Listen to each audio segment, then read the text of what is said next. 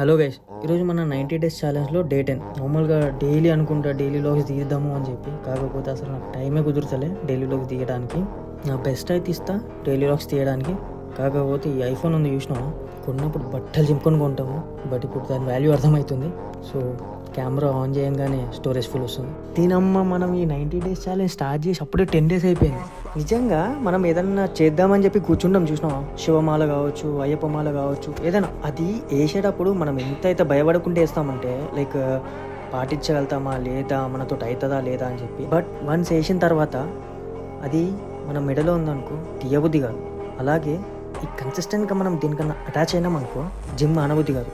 So నాకు ఇప్పుడు 90 డేస్లో 10 డేస్ అయిపోయిందంటేనే నాకు ఎంత ఎట్లుందంటే 90 డేస్లో ఏది కూడా రాదు. కాకపోతే దీని కన్సిస్టెన్సీ ఈజ్ ఇంపార్టెంట్.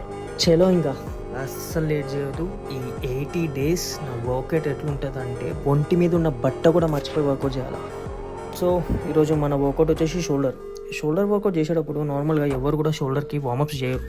షోల్డర్కి వార్మప్ చేయాలి కంపల్సరీ. ఒకవేళ చేయకపోతే మీ రొటేటర్స్ అనేది దెంగేస్తాయి. షోల్డర్ వర్కౌట్లో 5 వేరియేషన్స్ అండ్ లెగ్లో 2 వేరియేషన్ చేసి వర్కౌట్ అయితే ఫినిష్ చేసుకున్నాను. లెగ్ వర్కౌట్లో ఇంకొక వీడియో అయితే క్యాప్చర్ చేసుకోవాలి. ఇంకా ఇంటికి వచ్చేసి డిన్నర్ ప్రిపేర్ చేసుకున్నాను. ఈ రోజుతో తింటే ఇంకా రేపు కలుద్దాం.